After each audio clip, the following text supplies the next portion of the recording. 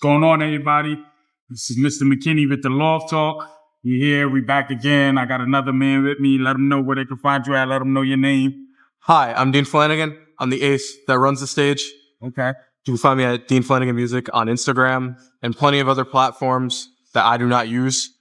I feel like nowadays you probably only need like one or two, TikTok maybe. Well, TikTok's had the biggest impact compared to everything. Like people would say Twitch, but I feel like TikTok has really given our media, especially for exposure, to take that leap. I definitely, for sure. I agree with you on that one. I feel like TikTok definitely is for, when you want to get things out and stuff like that. I feel like Twitch's stuff is like, if you already have a certain following, you bring them over to Twitch or Kick or, stuff like that. 100%. So I definitely get it. So let them know what type of music you do. I'm a pop punk artist. My biggest inspiration is Andy Biersack of Black Veil Brides. Even though he's a metal guy, his solo stuff over the last 10 years have really kind of made me snowball into this musician I've become. Okay. Have you been doing it since younger? Or is this I've been writing for 7 years. I've been making music for 4 now. Okay. So we're kind of going into year 5. We've got an album. We've got an EP. Okay. I've done that. We're working on the second. I'm currently working on my second album right now. Nice. And I'm really enjoying the ride right now. Now, when you say we, I assume you have people around you. Is it like a band? I have plenty of. Okay. Here's the thing. Even just you, I just met you. And everyone's gonna be a supporter at this time. Like, I don't care who you are. If you're at, because even if you watch someone's stuff just to hate on them, they're still a fan. That's a good perspective to take. Yeah, I think a lot of people need to hear that. And because the biggest advice I think I've gotten was people are going to tell you that at the beginning of the career, they're going to tell you that you suck at first. Maybe if you're bad or if they just want to hate watch.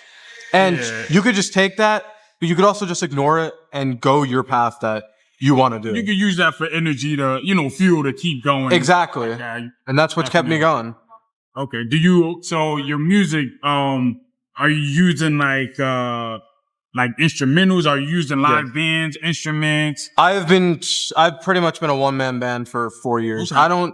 I used to have my friend of near 15 years. His name was John. He still makes music in the industry himself, but we have had zero time to really do anything.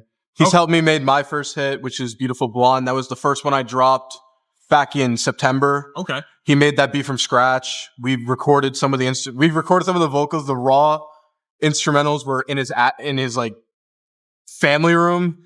And it started off there because I remember one day I was like, you want to just make an album and say fuck it? We only made one song, but it's a start. Yeah, exactly. Definitely. What influenced that song? You said Beautiful Blonde. What influenced that? So I gotta be honest, there's really so most of my stuff, I honestly, back then I used to just write out of my ass. Like now, lately, like if you hear most of my recent stuff, like Waltz with the Devil or Love and Fear, or even Haley, Do You Hate Me? Those songs, like Beautiful Blonde, honestly, back when I was working at Amazon, just loading the trucks. I just had this random melody in my head. I just started singing it when loading the trucks up. And honestly, it just came to life right then and there. So your music, I assume, like, this has just been a part of you since you was little, like. It has. My father was in a band. My father's been in multiple bands. Okay. But lately, I've just been kind of branched out of that because one day he tries to cover up and is like, "Oh no, I didn't," because I quit 3 different things in the span of like a month. Okay. And he went like, "You're gonna quit music too?"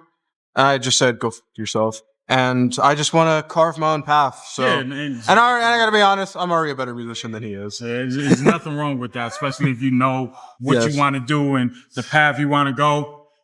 Sometimes we can't always listen to our parents. I can't, no. Other people. Yeah, we know what we want, so we have to take that. Exactly. There's nothing wrong with that. Is there, on this path that you're on, are there people that you want to work with, or are you still just trying to do it by yourself?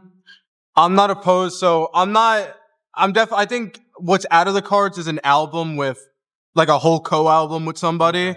I don't want to do something like Watch the Throne, which is a great album. Don't get me wrong, but it's just, I don't want to do, man. I'm very selective on who I collab with. Okay. So like, because I want something to make sense. Because I also think a big thing about music is sense. Yeah. And I just think if I just collab, let's say if I collab with like a rage guy or a rapper, I'm like, I don't know if it's necessarily going to work considering I'm more of a rocker. Yeah. Because my dream collab is still Andy Biersack, who has been like I said, my biggest inspiration for many years now. So, and like, he's pretty much a friend of mine at this point, but Yeah, nice. he's listened to plenty of my stuff. I've given him the CD. He's the reason I have this tattoo. Nice. That's pretty dope. So, yeah. And the reason I have this nose ring. But what is the trajectory or the path you're looking to take your music like now currently? Are you just looking to like do a lot of like live shows? Are you looking to complete like an album? Like I'm not saying the album name yet, but we are working on a second album right now. We have 2 singles out already. Love and Fear, which is my biggest song, which blew up a year ago. Nice. Which I was very proud of. We have Carnival Lights, which I'm performing later tonight. Okay. Nice. And which is a very fun song. It just didn't do great numbers wise, which I'm not really a numbers guy. But then my next song, I'm probably going to say it then, but I just teased the beat of Polaroid. Okay. And I'm really excited to record that next week. Nice.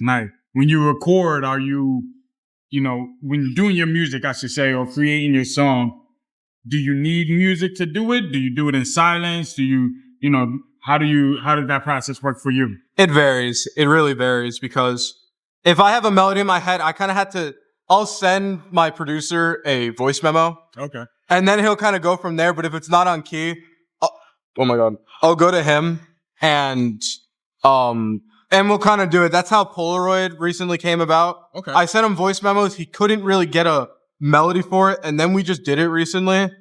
And I really like how this sounds. It's really different this time around. So you're like creating like you're creating the lyrics and then your producer, he creates a beat around the... Yes. Oh, okay. Yes. That's pretty cool. Yes. And it varies though, because sometimes I just write and then we come up with the beat later on and I'll kind of sing over it. Like Waltz with the Devil. He said, I'm going to cook up a few beats for you. He forwarded me maybe 8. And the first one I heard, I was like, oh, this is great. And that shot up in streams recently too. Oh, so I'm really happy with how it's going so far. This is I have a question, sort of like for my own knowledge. Absolutely. Stuff like that, right? When you create songs, can somebody tell what the song is about based off the title? Or is it the title just like a catchy title? So at first, my original goal was the song titles should be all unique. Yeah. So sometimes I'll look up a name of a song to see if I could do it back then. And majority of it is. Okay. But lately I've kind of just, for example, Waltz with the Devil is a title that exists. I think Haley, Do You Hate Me did not necessarily exist. New Era Starts Today, which is my Christmas heartbreak song. Okay. That didn't have many song title names. And so I kind of used to do that, but lately, some of my songs I hate, like a few songs I have name dropped, but like my title track for the second album has like maybe 10 name drops. Okay. So like a song like Haley, Do You Hate Me, right? Yes. Is that about? It is. Okay. It is. Okay. So I've never told this story on live before, but this is, I wrote this song. I actually had the chorus 6 years beforehand. Okay. Because it goes like, Haley, Haley, do you hate me? Hate me. And I originally did not want to put that song out. And at first, and it's funny because I dropped that song and she, her friend comments on my thing. She's like, maybe don't name drop. And my immature ass went like, she's like, I was like, who said anything about name dropping? And then I texted her, I was like, call me. I can't be being edgy about this. We talked it out. We're still on great terms. I offered her recently to be in a music vid. Not for that song, but for another one. But I really I don't play that song live. I played it live here. Yeah. And I'm not huge on, I like the song, but now that it kind of fumbled, I feel like one of my best chances later on, because we did talk and relate to a lot of things.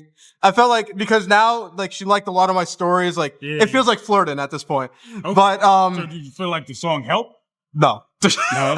No, definitely not. Okay.